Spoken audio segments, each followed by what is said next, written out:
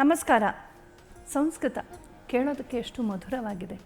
ಸಂಸ್ಕೃತ ಭಾಷೆ ಭಾರತದ ಹೃದಯದ ಭಾಷೆ, ಶಾಸ್ತ್ರ ಭಾಷೆ, ಧರ್ಮ ಭಾಷೆ, ಸಾಂಸ್ಕೃತಿಕ ಭಾಷೆ, ಸಂವಹನದ ಭಾಷೆ, ನಮ್ಮ ಕಲೆ ಸಾಹಿತ್ಯಗಳ ಭಾಷೆ, ಎಲ್ಲ ದೇಶ ಭಾಷೆಗಳಲ್ಲೂ ಓತಪ್ರೋತವಾಗಿ ತುಂಬಿಕೊಂಡಿರುವಂತಹ ಅಮೃತೋಪಮವಾದ ಶಬ್ದ ನಿಧಿಯ ಭಾಷೆ. ಇಂಥ ಸಂಸ್ಕೃತ ಭಾಷೆ ಶತಮಾನಗಳಲ್ಲ ಸಹಸ್ರಮಾನಗಳ ಕಾಲ ನಮ್ಮ ದೇಶದ ಎಲ್ಲ ಆಯಾಮಗಳನ್ನು ಕೂಡ ಪೋಷಿಸಿದೆ, ಬೆಳೆಸಿದೆ. ಭಾರತದ ಅನಾದಿ ಕಾಲದಿಂದ ಎಲ್ಲ ಸಾಧನೆಗಳು ಏನೇನಿವೆ ಅದೆಲ್ಲವೂ ಕೂಡ ದಾಖಲೆಯಾಗಿರೋದು ಸಂಸ್ಕೃತ ಭಾಷೆಯಲ್ಲಿ. ಅದಿರಲಿ, ನಾನೊಂದು ಸಣ್ಣ ಕತೆ ಹೇಳ್ತೀನಿ, ದುಃಖ ಆಗುವಂಥದ್ದು ನಿಜವಾದ ಘಟನೆ ಇದು. ಮೆಕಾಲೆ ಅಂತ ಒಬ್ಬ ದುಷ್ಟ ಇದ್ದ, ಅನ್ಯಾಯವಾಗಿ ಲಾರ್ಡ್ ಮೆಕಾಲೆ ಅಂತೀವಿ, ಲಾರ್ಡ್ ಅನ್ನುವ ಪದಕ್ಕೆ ಅವನು ಅರ್ಹನಲ್ಲ. ಅವನೊಬ್ಬ ಅತ್ಯಂತ ಮತಾಂಧ, ಕಪಟಿ, ತಂತ್ರಗಾರ. ಅವನು ಭಾರತಕ್ಕೆ ಬಂದ. ಯಾಕೆ ಅಂದರೆ ಅವನಿಗೊಂದು ಪ್ರಶ್ನೆ ಇತ್ತು. ನಮ್ಮ ಐರೋಪ್ಯರು ನಾವು ಆಸ್ಟ್ರೇಲಿಯಾದಲ್ಲಿ ನುಗ್ಗಿದ್ವಿ, ಅಲ್ಲಿನ ಸ್ಥಳೀಯರನ್ನು ದಶಕಗಳಲ್ಲಿ ನಾಶ ಮಾಡಿ ಸಂಪೂರ್ಣ ಮತಾಂತರ ಮಾಡಿ ನಮ್ಮದೇ ಖಂಡ ಮಾಡ್ಕೊಂಡ್ಬಿಟ್ವಿ. ಅಮೇರಿಕದಲ್ಲಿ ನೇಟಿವ್ ಅಮೇರಿಕನ್ಸ್ನ ಸರ್ವನಾಶ ಮಾಡಿಬಿಟ್ಟು ನಾವು ಅಲ್ಲಿ ಕೂಡ ಆಳಿದ್ವಿ, ಮಿಕ್ಕವ್ರನ್ನ ಮತಾಂತರ ಮಾಡಿದ್ವಿ. ಆಫ್ರಿಕಾದಲ್ಲಿ ಹಿಂಡು ಹಿಂಡಾಗಿ ಮತಾಂತರ ಮಾಡಿದ್ವಿ. ಎಲ್ಲಿ ಹೋದರೂ ಇಡೀ ಯುರೋಪ್ನಲ್ಲಿ ಮಾಡಿದ್ದೀವಿ.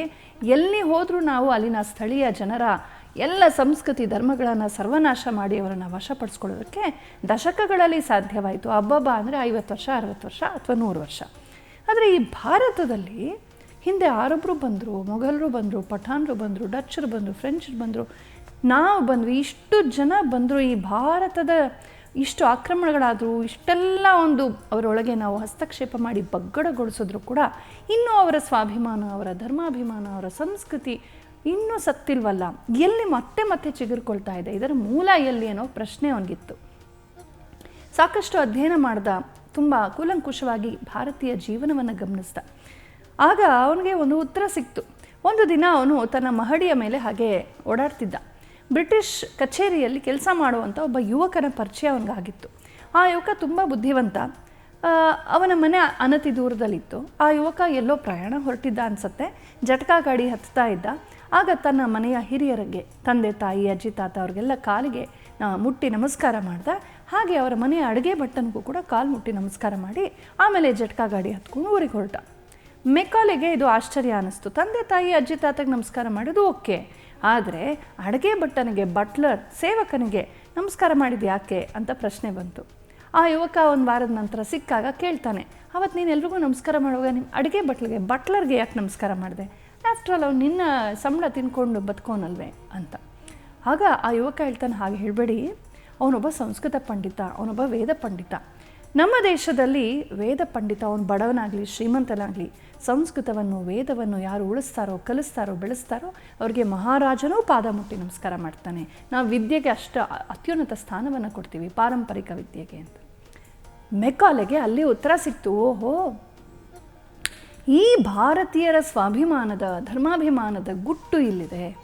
ಭಾರತದ ಜೀವನದ ಎಲ್ಲ ಆಯಾಮಗಳಲ್ಲೂ ತುಂಬಿಕೊಂಡಿರುವುದು ಈ ಸಂಸ್ಕೃತ. ನಮ್ಮ ಹೆಸರುಗಳೆಲ್ಲ ಸಂಸ್ಕೃತಮಯ. ನಮ್ಮ ನದಿ ನದಗಳ, ಬೆಟ್ಟ ಗುಡ್ಡಗಳ, ಪ್ರದೇಶಗಳ, ರಾಜ್ಯಗಳ ಎಲ್ಲದರ ಹೆಸರುಗಳು ಸಂಸ್ಕೃತಮಯ. ನಮ್ಮ ಷೋಡಶ ವಿಧಿಗಳು ಏನಿದೆ, ಸಂಸ್ಕಾರಗಳು, ಮದುವೆ, ಮುಂಜಿ, ಉಪನಯನ, ಗೃಹ ಪ್ರವೇಶ, ಶಾಂತಿ ಕರ್ಮಗಳು, ಪೂಜಾ ಕರ್ಮಗಳು, ಧಾರ್ಮಿಕ ಕರ್ಮಗಳು ಎಲ್ಲ ಕೂಡ ಸಂಸ್ಕೃತಮಯ. ಇನ್ನು ನಮ್ಮ ಗೀತ ನೃತ್ಯಾದಿಗಳಂತೂ ಸಂಸ್ಕೃತಮಯ. ನಮ್ಮ ಪಾರಿಭಾಷಿಕ ಪದಕೋಶವೂ ಸಂಸ್ಕೃತಮಯ. ದೂರವಾಣಿ, ದೂರದರ್ಶನ, ಆಕಾಶವಾಣಿ ಅಂತ ಇವತ್ತು ಬಳಸ್ತಾ ಇರೋದು ಕೂಡ ಸಂಸ್ಕೃತಮಯವೇ. ಹೀಗೆ ಎಲ್ಲ ಭಾಷೆಗಳ ವ್ಯಾಕರಣವೂ ಸಂಸ್ಕೃತದಿಂದ, ಎಲ್ಲ ಭಾಷೆಗಳ ಕಾವ್ಯ, ರಸ, ಭಾವಗಳ ಕಲ್ಪನೆಗಳು ಬಂದಿರೋದು ಸಂಸ್ಕೃತದಿಂದ. ನಾಟ್ಯಶಾಸ್ತ್ರವಿರಲಿ, ಅರ್ಥಶಾಸ್ತ್ರವಿರಲಿ, ರಾಜನೀತಿ ಇರಲಿ, ಎಲ್ಲವೂ ಸಂಸ್ಕೃತದಿಂದ ಬಂದಿದೆ. ಇವರ ಧರ್ಮದ ಅಭಿಪ್ರಾಯಗಳು ಸಂಸ್ಕೃತದಿಂದ ಬಂದಿದೆ. ಇವರು ಪರಸ್ಪರ ಎಷ್ಟೆಷ್ಟೋ ಬೇರೆ ಬೇರೆ ಬೇರೆ ಮತಪಂಥಗಳಲ್ಲಿದ್ದರೂ ಕೂಡ ಎಲ್ಲರೂ ಕೂಡ ಮೂಲದಲ್ಲಿ ಸಂಸ್ಕೃತದಿಂದ ಬೆಸೆಯಲ್ಪಟ್ಟಿದ್ದಾರೆ. ಇಡೀ ಭಾರತೀಯ ಜೀವನವನ್ನು ಸೂತ್ರಪ್ರಾಯವಾಗಿ ಒಂದು ಕಡೆ ಕಟ್ಟಿ ಮಾಲೆಯಂತೆ ಹಿಡಿದಿರುವಂಥದ್ದು ಸಂಸ್ಕೃತ ಭಾಷೆ ಅಂತ ಮೆಕಾಲೆಗೆ ಅರ್ಥವಾಯಿತು. ಅದಕ್ಕೆ ಅವನು ಒಂದು ಪ್ಲ್ಯಾನ್ ಮಾಡ್ದ. ಸಂಸ್ಕೃತವನ್ನು ತೆಗೆದುಹಾಕಿದ್ರೆ ಆಯಿತು ಅಂತ. ಒಂದು ಮರಕ್ಕೆ ತಾಯಿ ಬೇರು ಅಂತ ಒಂದಿರುತ್ತೆ, ಮುಖ್ಯವಾದದ್ದು. ಆ ತಾಯಿ ಬೇರನ್ನು ಏನಾದ್ರು ಕತ್ತರಿಸ್ಬಿಟ್ರೆ ಇನ್ನು ಮಿಕ್ಕ ಬೇರುಗಳು ದುರ್ಬಲವಾಗುತ್ತೆ, ಆ ಮರವನ್ನು ಬಿಡಿಸೋದು ಸುಲಭವಾಗುತ್ತೆ. ಭಾರತವೆಂಬ ಈ ಅದ್ಭುತ ಸಾಂಸ್ಕೃತಿಕ ಧಾರ್ಮಿಕವಾದ ಒಂದು ಹೆಮ್ಮರ ಯಾವುದಿದೆ, ಇದನ್ನು ನಾಶಗೈಯೋದಕ್ಕೆ, ಸಂಸ್ಕೃತ ಅಂತನ್ನುವ ತಾಯಿ ಬೇರನ್ನು ನಾಶ ಮಾಡೋದಕ್ಕೆ ಮೆಕಾಲೆ ಪ್ಲ್ಯಾನ್ ಮಾಡ್ದ. ಆವಾಗ ಅವನು ಈ ಇಂಗ್ಲೀಷ್ ಎಜುಕೇಷನ್ ಆ್ಯಕ್ಟನ್ನು ತಂದ, ಸಂಸ್ಕೃತದ ಜಾಗದಲ್ಲಿ ಇಂಗ್ಲೀಷನ್ನು ಹಾಕ್ತಾ ಬಂದ. ಕೆಲಸ ಸುಲಭವಾಗಿರಲಿಲ್ಲ, ಆದರೂ ತುಂಬ ಕಷ್ಟಪಟ್ಟು ಭಾಳ ತಂತ್ರಗಾರಿಕೆಯಿಂದ ಕೆಲಸ ಮಾಡ್ದ. ಅವನು ಒಂದು ಪತ್ರ ಬರಿತಾನಂತೆ ತನ್ನ ಹೆಂಡತಿಗೆ, ನೋಡು ನಾನು ಎಂಥ ಮಾಸ್ಟರ್ ಸ್ಟ್ರೋಕ್ ಮಾಡಿದ್ದೀನಿ ಅಂತಂದರೆ, ಇನ್ನೊಂದು 100 ವರ್ಷಗಳಲ್ಲಿ ಈ ಭಾರತೀಯರೆಲ್ಲ ದೇಹದಿಂದ ಮಾತ್ರ ಭಾರತೀಯರು, ಇಂಡಿಯನ್ಸ್ ಬೈ ಫಿಸಿಕ್ ಓನ್ಲಿ, ಆದರೆ ಸಂಸ್ಕೃತಿಯಿಂದ, ಮ್ಯಾನರಿಸಮ್ಸಿಂದ, ಆಚಾರ ವ್ಯವಹಾರಗಳಿಂದ ಅವು ಸಂಪೂರ್ಣ ಯುರೋಪಿಯನ್ಗಳ ಥರ ಆಗೋಗ್ಬಿಟ್ಟಿರ್ತಾರೆ, ನಮ್ಮ ಏಪಿಂಗ್ ಮಾಡ್ತಾರೆ, ನಮ್ಮನ್ನು ಚೀಪ್ ಇಮಿಟೇಷನ್ ಮಾಡ್ತಾರೆ ಅಂತ. ಒಂದು ಮಟ್ಟಕ್ಕೆ ಮೆಕಾಲೆಯ ಮಾತು ಸತ್ಯವೇ.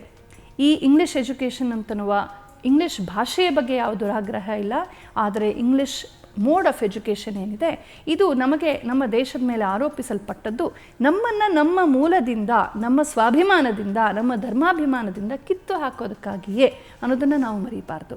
ಉದ್ದೇಶ ತುಂಬ ಕುತ್ಸಿತವಾಗಿದೆ. ಹಾಗಾಗಿ ಇವತ್ತಿನ ಸೋಕಾಲ್ಡ್ ಮಾಡರ್ನ್ ಎಜುಕೇಷನ್ ಅಂತ ಯಾವುದನ್ನು ಕರಿತೀವಿ, ಇದನ್ನು ಶುರು ಮಾಡಿದ್ದು ಬ್ರಿಟಿಷರ್ಸು.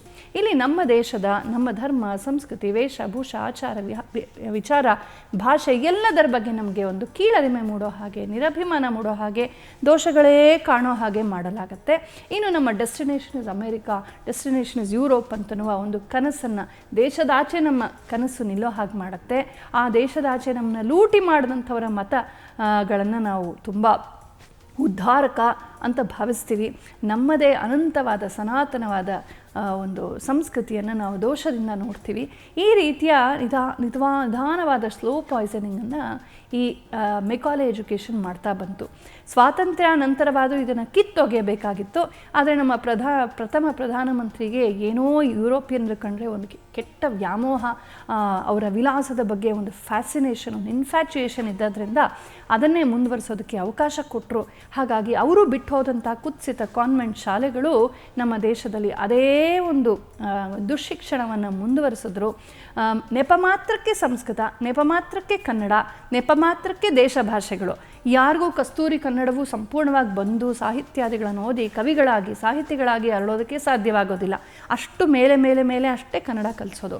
ಸಂಸ್ಕೃತಕ್ಕಂತೂ ಸಂಪೂರ್ಣ ಮಲತಾಯಿ ಟ್ರೀಟ್ಮೆಂಟು. ಸಂಸ್ಕೃತವನ್ನು ಸಂಸ್ಕೃತದಲ್ಲೂ ಕಲಿಸೋದಿಲ್ಲ, ಸಂಸ್ಕೃತವನ್ನು ಇಂಗ್ಲೀಷಲ್ಲಿ ಕಲಿಸಲಾಗುತ್ತೆ. ಕೇವಲ ಮಾರ್ಕ್ಸ್ಗೋಸ್ಕರ ಸಂಸ್ಕೃತ ತೆಗೆದುಕೊಳ್ಳುವಂಥ ರೀತಿಯ ಒಂದು ಅಭಿಪ್ರಾಯವನ್ನು ಮೂಡಿಸಲಾಗಿದೆ. ಆದರೆ ಇಂಗ್ಲೀಷ್ ನಮ್ಗೆ ಅನಿವಾರ್ಯ ಅಂತನ್ನುವ ಒಂದು ಭ್ರಾಂತಿಯನ್ನು ಮೂಡಿಸಲಾಗಿದೆ. ಇಂಗ್ಲೀಷ್ ಮೀಡಿಯಂ ನಾನು ಅಂತ ಸರಿಯಾಗಿ ಬಟ್ಟೆನೂ ಹಾಕ್ಕೊಳ್ದೆ ಅಲ್ಲಿ ಇಲ್ಲಿ ಪ್ಯಾಂಟ್ ಹರ್ಕೊಂಡು ಕೆಟ್ಟದಾಗಿ ಯಾರನ್ನೋ ಇಮಿಟೇಟ್ ಮಾಡೋವನಿಗೆ ಇರುವ ದುರಭಿಮಾನ ಕನ್ನಡ ಮೀಡಿಯಮಲ್ಲಿ ಓದಂಥವನಿಗೆ, ಸಂಸ್ಕೃತ ಪಾಠಶಾಲೆಯಲ್ಲಿ ಓದಂಥವ್ರಿಗೆ ಆ ಅಭಿಮಾನದ ಕೊರತೆ ಉಂಟಾಗೋ ಹಾಗೆ ಮಾಡಿದೆ ಈ ದುಶ್ಶಿಕ್ಷಣ. ಇದು ಮೆಕಾಲೆ ಮಾಡಿರುವಂಥದ್ದು. A country that has forgotten its past has no future ಅಂತ ಸ್ವಾಮಿ ವಿವೇಕಾನಂದರು ಹೇಳಿದರು. ತನ್ನ ಭೂತಕಾಲವನ್ನು ಮರೆತಂಥ ದೇಶಕ್ಕೆ ಭವಿಷ್ಯವೂ ಇಲ್ಲ ಅಂತನ್ನುವ ಸ್ಪಷ್ಟವಾದ ಘೋಷವನ್ನು ಸ್ವಾಮಿ ವಿವೇಕಾನಂದರು ಮಾಡ್ತಾರೆ. ನಮ್ಮನ್ನು ನಾವು ಮರೆತಿರೋದ್ರಿಂದ ಹೀಗಾಗ್ತಾ ಇದೆ. ಬನ್ನಿ ಸಂಸ್ಕೃತವನ್ನು ಕಲ್ತ್ಕೊಳ್ಳೋಣ, ದೇಶ ಭಾಷೆಗಳನ್ನು ಕಲ್ತ್ಕೊಳ್ಳೋಣ. ಒಂದಾದರೂ ದೇಶ ಭಾಷೆ ಅಥವಾ ಸಂಸ್ಕೃತ ಭಾಷೆಯನ್ನು ಸರಿಯಾಗಿ ಓದೋದಕ್ಕೆ, ಬರೆಯೋದಕ್ಕೆ, ಮಾತನಾಡೋದಕ್ಕೆ ಅರಿಯದಂತಹ ವ್ಯಕ್ತಿಯನ್ನು ಭಾರತೀಯ ಅಂತ ಕರೆಯೋದಕ್ಕೆ ಸರಿ ಹೋಗೋದಿಲ್ಲ. ಅಂಥವರು ಭಾರತೀಯರೇ ಅಲ್ಲ, ಪ್ರಶ್ನೆ ಹಾಕಬೇಕಾಗತ್ತೆ. ಭಾರತೀಯವಾದ ಎಲ್ಲ ನಿಧಿಗೆ ನಮ್ಮ ಕೀಲಿಕೈ ನಮ್ಮ ಭಾಷೆಗಳು, ವಿಶೇಷವಾಗಿ ಸಂಸ್ಕೃತ ಭಾಷೆ ರಾಮಾಯಣ, ಮಹಾಭಾರತ, ವೇದಾಂತಗಳನ್ನು, ಬೌದ್ಧ ಧರ್ಮ, ಜೈನ ಧರ್ಮ, ವೈದಿಕ ಧರ್ಮ, ಜಾನಪದೀಯ ಸಂಸ್ಕೃತಿ, ಪ್ರಾದೇಶಿಕವಾದ ಸಂಸ್ಕೃತಿ, ಅರ್ಥಶಾಸ್ತ್ರ, ರಾಜನೀತಿ, ಭೌತಶಾಸ್ತ್ರ, ರಸಾಯನಶಾಸ್ತ್ರ, ಇನ್ನು ಲೋಹಶಾಸ್ತ್ರಗಳಿರ್ಬೋದು, ವೃಕ್ಷಾಯುರ್ವೇದ ಇರ್ಬೋದು, ಕೃಷಿ ಇರ್ಬೋದು, ವಾಣಿಜ್ಯ ಇರ್ಬೋದು, ವ್ಯಾಪಾರ ಇರ್ಬೋದು, ಕಾಮಶಾಸ್ತ್ರವಿರ್ಬೋದು, ಪಾಕಶಾಸ್ತ್ರವಿರ್ಬೋದು, ಅಶ್ವಶಾಸ್ತ್ರ ಇರ್ಬೋದು, ಗಜಶಾಸ್ತ್ರ ಇರ್ಬೋದು, ಪ್ರಾಣಿಗಳ ಬಗ್ಗೆ, ಪಕ್ಷಿಗಳ ಬಗ್ಗೆ, ಮನುಷ್ಯರ ಬಗ್ಗೆ, ನೀತಿಶಾಸ್ತ್ರಗಳಿರ್ಬೋದು, ಸುಭಾಷಿತಗಳಿರ್ಬೋದು, ಲೋಕೋಕ್ತಿಗಳಿರ್ಬೋದು, ಧರ್ಮಶಾಸ್ತ್ರಗಳಿರ್ಬೋದು, ನಮ್ಮ ಸಂವಿಧಾನ ಕಾನ್ಸ್ಟಿಟ್ಯೂಷನ್ಸ್ ಅದು ಇರ್ಬೋದು, ಮತ್ತು ನಮ್ಮ ಗೀತ ನೃತ್ಯಗಳ ಒಂದು ಸಾಹಿತ್ಯವಿರ್ಬೋದು, ಕಾವ್ಯಗಳಿರ್ಬೋದು, ಅಭಿಜಾತ ಕಾವ್ಯ ಪರಂಪರೆ ಇರ್ಬೋದು, ಚಿಕ್ಕ ಚಿಕ್ಕ ಮುಕ್ತಕಗಳು, ಸುಭಾಷಿತಗಳಿರ್ಬೋದು, ಮತ್ತು ಪುರಾಣಗಳಿರ್ಬೋದು, ಅಲ್ಲಿನಿಂದ ಹಿಡಿದು ಇಲ್ಲಿಯವರೆಗೆ ಟಿಲ್ ಡೇಟ್ ಇವತ್ತಿನವರೆಗೂ ಎಷ್ಟು ಬಗೆಯ ಸಾಹಿತ್ಯಕ್ಕೆ ತವರಾಗಿದೆ, ಆಶ್ರಯವಾಗಿದೆ ಸಂಸ್ಕೃತ.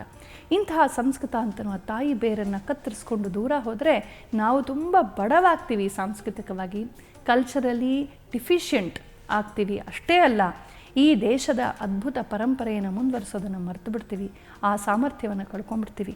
ಹೀಗಾಗಲಿ ಅಂತಲೇ ಆವತ್ತು ದುಷ್ಟ ಮೆಕಾಲೆ ಅಂಥ ತಂತ್ರವನ್ನು ಹೂಡ್ದ. ಆದರೆ ಅವರನ್ನು ಒತ್ತೋಡಿಸಿ 70 ವರ್ಷಗಳ ಮೇಲೆ ಆಯಿತು ತಾನೇ, ಇನ್ನೂ ಯಾಕೆ ಅದೇ ಹ್ಯಾಂಗೋವರಲ್ಲಿದ್ದೀವಿ? ಇವತ್ತಾದರೂ ನಾವು ವಾಪಸ್ ನಮ್ಮ ವೇಷಭೂಷೆಗಳು, ನಮ್ಮ ಭಾಷೆಗಳ ಬಗ್ಗೆ ಅಭಿಮಾನವನ್ನು ಬೆಳೆಸ್ಕೊಳ್ಬೇಕು. ಸಂಸ್ಕೃತವನ್ನು ನಾವು ಕಲಿಬೇಕಾಗತ್ತೆ.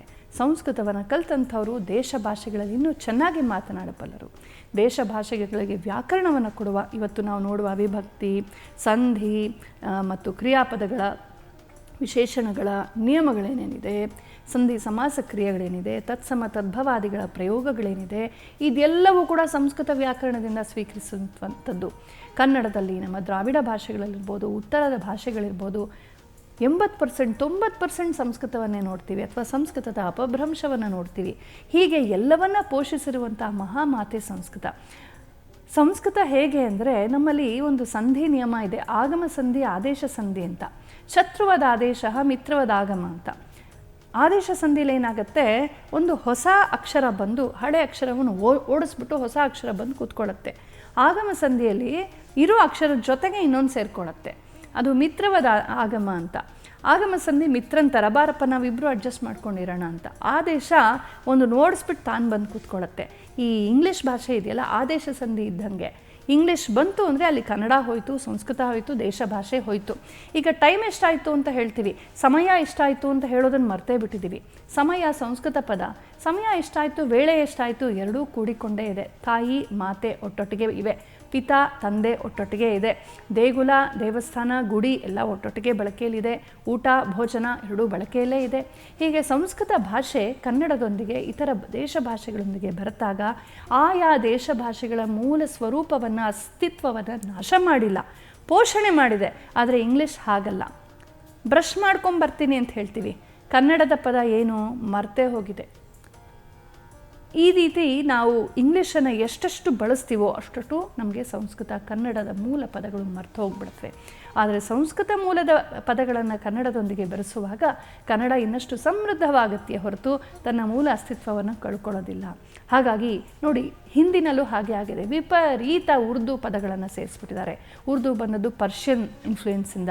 ಹಾಗಾಗಿ ಮೂಲ ಪದಗಳೇ ಮರ್ತೋದಂಗೆ ಆಗಿಬಿಟ್ಟಿದೆ. ಈ ಬಾಲಿವುಡ್ಡಿನ ಕುತ್ಸಿತವಾದ ಅಜೆಂಡಾಯಿಂದ ಹೀಗಾಗಿದೆ. ನಮ್ಮ ದೇಶದಲ್ಲಿ ಇವತ್ತು ಸಂಸ್ಕೃತ ಭೂಯಿಷ್ಠವಾದಂಥ ಕನ್ನಡವನ್ನು ನಾವು ಚೆನ್ನಾಗಿ ಬಳಕೆಯಲ್ಲಿ ಇಟ್ಕೊಂಡಷ್ಟು ಕನ್ನಡವು ಸುಷ್ಟವಾಗಿ ಉಳಿಯುತ್ತೆ, ಬೆಳೆಯುತ್ತೆ. ಸಂಸ್ಕೃತವು ಸುಷ್ಟವಾಗಿ ಉಳಿಯುತ್ತೆ, ಬೆಳೆಯುತ್ತೆ. ಇಂಗ್ಲೀಷ್ ಇರಲಿ, ಅದೊಂದು ಟೂಲ್ ಅಷ್ಟೇ, ಅದೊಂದು ಉಪಕರಣವಷ್ಟೇ. ಅದಕ್ಕೆ ಎಷ್ಟು ಬೇಕೋ ಅಷ್ಟು ಮಹತ್ವ ಕೊಟ್ಟು ದೂರದಲ್ಲಿಡಬೇಕು. ಆದರೆ ನಮ್ಮದಾದಂತಹ ಸಂಸ್ಕೃತ ಭಾಷೆ, ಕನ್ನಡ ಭಾಷೆ ನಮ್ಮ ತಾಯಿ ಆದರೆ ಸಂಸ್ಕೃತ ಭಾಷೆ ನಮ್ಮ ಅಜ್ಜಿ. ಎಲ್ಲ ದೇಶ ಭಾಷೆಗಳಿಗೂ ಹುಟ್ಟನ್ನು ಕೊಟ್ಟ ಜನ್ಮವನ್ನು ಕೊಟ್ಟಂಥ ತಾಯಿ ಸಂಸ್ಕೃತವಾದರೆ, ದ್ರಾವಿಡಾದಿ ಭಾಷೆಗಳು ಸ್ವತಂತ್ರವಾಗಿ ಹುಟ್ಟಿದ್ವು ಅಂತ ಹೇಳ್ತಾರೆ, ನಿಜ ಇರ್ಬೋದು. ಆದರೆ ಸ್ವತಂತ್ರವಾಗಿ ಹುಟ್ಟಿದ್ರು ಕೂಡ ಸಣ್ಣ ತೊರೆಯಂತಿದ್ದಂತಹ ದ್ರಾವಿಡ ಭಾಷೆಗಳನ್ನು ಮಹಾ ನದಿಯಂತೆ ತುಂಬಿಕೊಂಡು ಹರಿಯೋ ಹಾಗೆ ಅದಕ್ಕೆ ಜಲ ಸಂಪತ್ತನ್ನು, ಶಬ್ದ ಸಂಪತ್ತನ್ನು, ವ್ಯಾಕರಣ ಸಂಪತ್ತನ್ನು, ಕಾವ್ಯ ಸಂಪತ್ತನ್ನು ಧಾರಾಳವಾಗಿ ಒದಗಿಸಿದಂಥದ್ದು ಸಂಸ್ಕೃತ ಭಾಷೆ ಅನ್ನೋದನ್ನು ನಾವು ಮರಿಬಾರ್ದು. ಅಂತಹ ಸಂಸ್ಕೃತ ಭಾಷೆಯ ಬಗ್ಗೆ ಎಷ್ಟು ಅಭಿಮಾನ ಇದ್ದರೆ ನಾವು ಅಷ್ಟಷ್ಟು ಭಾರತಕ್ಕೆ ವಾಪಸ್ ರೀಕನೆಕ್ಟ್ ಆಗ್ತೀವಿ. ನಮ್ಮ ಈ ದೇಶದ ರಾಷ್ಟ್ರ ಭಾಷೆಯಾಗಿ ಈ ಇಡೀ ಭಾರತದಲ್ಲಿ, ಕೇರಳದಲ್ಲಿ ಹುಟ್ಟಿದಂಥ ಶಂಕರಾಚಾರ್ಯರು ಕಾಶ್ಮೀರದ ಶಾರದಾ ಪೀಠದಲ್ಲಿ ಯಾವ ಭಾಷೆಯಲ್ಲಿ ಮಾತಾಡಿದ್ರು? ಕಾಶ್ಮೀರಿ ಭಾಷೆಯಲ್ಲ, ಮಲಯಾಳಂ ಭಾಷೆಯಲ್ಲ, ಸಂಸ್ಕೃತದಲ್ಲಿ ಮಾತಾಡಿದ್ರು. ಅಲ್ಲೆಲ್ಲೋ ಸಿಂಧು ದೇಶದಲ್ಲಿ, ಇವತ್ತು ಹಾಳಾದ ಪಾಕಿಸ್ತಾನದಲ್ಲಿ ಸೇರ್ಕೊಂಡಿದೆಯಲ್ಲ, ಸಿಂಧು ದೇಶದಲ್ಲಿ ಹುಟ್ಟಿದಂಥ ಯಾರೋ ಒಬ್ಬ ಮಹಾತ್ಮ ಪಾಣಿನಿ, ಪತಂಜಲಿ ಅಥವಾ ಆ ಕಡೆ ತಕ್ಷಶಿಲೆ, ಸಿಂಧು ಆ ಪ್ರದೇಶದಲ್ಲಿ ಹುಟ್ಟಿದಂಥವರ ಭಾಷೆಯನ್ನು ಇವತ್ತು ನಾವಿಲ್ಲಿ ವ್ಯಾಕರಣ ಕರ್ನಾಟಕದಲ್ಲಿ ಅಷ್ಟಾಧ್ಯಾಯಿ ಓದ್ತೀವಲ್ಲ, ಯಾವ ಭಾಷೆಯಲ್ಲಿ ಓದ್ತೀವಿ? ಸಂಸ್ಕೃತ ಭಾಷೆಯಲ್ಲಿ. ಹಾಗಾಗಿ ಇಡೀ ಭಾರತವನ್ನು ಒಗ್ಗೂಡಿಸಿದಂಥ ರಾಷ್ಟ್ರ ಭಾಷೆ ಸಂಸ್ಕೃತ, ರಾಜಭಾಷೆ, ಅಫಿಷಿಯಲ್ ಲ್ಯಾಂಗ್ವೇಜ್. ಇವತ್ತಿಗೂ ನೋಡ್ತೀವಿ ಎಷ್ಟೋ ಶಾಸನಗಳು, ಎಷ್ಟೋ ದಾಖಲೆಗಳು, ಎಷ್ಟೋ ಕಲ್ಲಿನ ಶಾಸನಗಳು, ತಾಮ್ರ ಶಾಸನಗಳು. ಆಯಾ ರಾಜಂದರು ಪ್ರಾದೇಶಿಕ ರಾಜಂದ್ರಾದರೂ ಹೆಚ್ಚಾಗಿ ಸಂಸ್ಕೃತದಲ್ಲಿ ಶಾಸನಗಳನ್ನು ಮಾಡ್ತಿದ್ರು. ಯಾಕೆ ಅಂದರೆ ನಮ್ಮ ನಾಡಿನವರು ಅಲ್ಲದೆ ಹೋದರೂ ಕೂಡ ಅವ್ರಿಗೂ ಅರ್ಥವಾಗಲಿ, ಶಾಶ್ವತವಾಗಿ ದಾಖಲೆ ಆಗಲಿ ಅಂತ ಮುಖ್ಯವಾದ ಶಾಸ್ತ್ರಗಳನ್ನು, ಮುಖ್ಯವಾದ ರಾಜ ಶಾಸನಗಳನ್ನು, ದಾನಾದಿ ಶಾಸನಗಳನ್ನು, ದತ್ತಿಗಳನ್ನು ಅವರು ಸಂಸ್ಕೃತದಲ್ಲಿ ಮಾಡ್ತಾಯಿದ್ರು. ಇನ್ನು ಶಾಸ್ತ್ರ ಭಾಷೆ ನಾನು ಹೇಳಿದ್ನಲ್ಲ, ಅದಷ್ಟು ವಿಜ್ಞಾನ, ಗಣಿತ, ಕಾವ್ಯ, ಕಲೆ, ಸಂಗೀತ ಮುಂತಾದ ಎಲ್ಲ ಶಾಸ್ತ್ರ ಪ್ರಕಾರಗಳು ಕೂಡ ಸಂಸ್ಕೃತದಲ್ಲೇ ಹೆಚ್ಚಾಗಿ ಬರಿತಾ ಇದ್ರು. ಯಾಕೆ? ನಾನು ಕರ್ನಾಟಕದಲ್ಲಿ ಬರೆದ್ರು ಕಾಶ್ಮೀರದವ್ರಿಗೂ ಅರ್ಥವಾಗಲಿ ಅನ್ನೋ ದೃಷ್ಟಿಯಿಂದ ಸಂಸ್ಕೃತದಲ್ಲಿ ಹೆಚ್ಚಾಗಿ ಬರಿತಾ ಇದ್ರು. ಆಯಾ ಸ್ಥಳೀಯ ಲಿಪಿಗಳಲ್ಲಿ ಬರೆದ್ರೂ ಕೂಡ ಭಾಷೆ ಮಾತ್ರ ಸಂಸ್ಕೃತವಾಗಿರ್ತಾ ಇತ್ತು. ಇನ್ನು ಸಂಸ್ಕೃತ ನಮ್ಮೆಲ್ಲರ ಹೃದಯದ ಭಾಷೆ. ಸಂಸ್ಕೃತ ಅಂತ ಹೇಳಿದಾಕ್ಷಣ ಮನಸ್ಸಿಗೆ ತಕ್ಷಣ ಬರೋದು ಭಾರತ, ಭಾರತೀಯಂ. ಇದು ಭಾರತೀಯವಾದಂಥ ಭಾಷೆ ಅನ್ನೋದರಲ್ಲಿ ಡೌಟೇ ಇಲ್ಲ. ಭಾರತದ ಅಸ್ಮಿತೆ ಆಗಿದೆ ಸಂಸ್ಕೃತ. ಇದು ಧಾರ್ಮಿಕ ಭಾಷೆ. ನಮ್ಮೆಲ್ಲ ಪೂಜಾದಿ ಕರ್ಮಗಳಲ್ಲಿ ನಾವು ಭಗವಂತನ ಯಾವ ಭಾಷೆಯಲ್ಲಿ ಪ್ರಾರ್ಥನೆ ಮಾಡಿದ್ರೂ ಒಂದು ಅರ್ಥವಾಗತ್ತೆ ನಿಜ. ಆದರೆ ಒಂದು ಅದ್ಭುತವಾದಂಥ ವೇದಿಕೆಯಲ್ಲಿ ಕುಳಿತು 10 ಜನ ನಾವು ಸೇರಿ ಸಾಮೂಹಿಕವಾಗಿ ಒಂದು ಉತ್ಸವವನ್ನು ಆಚರಿಸುವಾಗ ಅಲ್ಲಿ ಸಂಸ್ಕೃತದಲ್ಲಿ ಮಂತ್ರ ಘೋಷ ಆಗ್ತಾ ಇದ್ದರೆ ಅದಕ್ಕೆ ಸಿಕ್ಕುವಂಥ ಬೆಲೆ, ಆ ಗಾಂಭೀರ್ಯ, ದಿವ್ಯತೆ ತುಂಬ ಮನೋಜ್ಞವಾದದ್ದು. ಇನ್ನು ನಮ್ಮ ಕಾವ್ಯ ಮತ್ತು ನಮ್ಮ ನಾಟ್ಯ ಸಂಗೀತಾದಿಗಳಲ್ಲಿ ತುಂಬಿ ಹೋಗಿದೆ ಸಂಸ್ಕೃತದ ಸ್ತೋತ್ರಗಳು, ಸಂಸ್ಕೃತದ ಸಾಹಿತ್ಯ, ಸ್ತುತಿಗಳು, ಶ್ಲೋಕಗಳು, ಅವುಗಳಿಂದ ಶಬ್ದಗಳನ್ನು ಗ್ರಹಿಸಿ ಹುಟ್ಟಿರುವಂಥ ಕನ್ನಡ, ತೆಲುಗು ಮುಂತಾದ ದೇಶ ಭಾಷೆಗಳ ಗೀತೆಗಳು ತುಂಬಿ ಹೋಗಿವೆ. ಅಲ್ಲಿರುವಂಥ ಪತಾಕ, ತ್ರಿಪತಾಕ, ಅರ್ಥಪತಾಕ, ಕರ್ತರಿ ಮುಖಾಂತರ ನಾಟ್ಯ ಹಸ್ತಗಳನ್ನು ಬಳಸ್ತೀವಿ. ಅಲ್ಲಿರುವಂಥ ಪಾದ, ಕಟಿ ಭೇದಗಳನ್ನು, ನೇತ್ರ ಭೇದಗಳನ್ನೇ ನಾವು ಬಳಸ್ತೀವಿ. ಅಲ್ಲಿರುವ ಛಂದಸ್ಸುಗಳನ್ನೇ ನಾವು ಬಳಸ್ತೀವಿ. ಕನ್ನಡದ ಎಷ್ಟೋ ರಗಳೆಗಳಲ್ಲೂ ಕೂಡ ಸಂಸ್ಕೃತ ಛಂದಸ್ಸಿನ ಛಾಪು, ಅದರ ಒಂದು ಪ್ರಭಾವ, ಅದರ ಸ್ಫೂರ್ತಿಯನ್ನು ನಾವು ಕಾಣ್ತೀವಿ.